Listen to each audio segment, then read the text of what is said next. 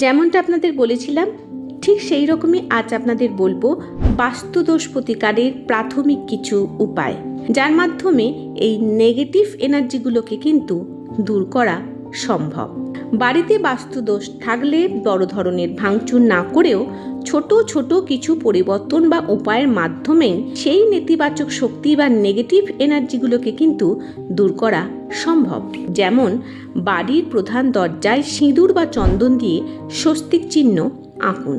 প্রধান প্রবেশপথের সামনে জুতো স্ট্যান্ড রাখবেন না।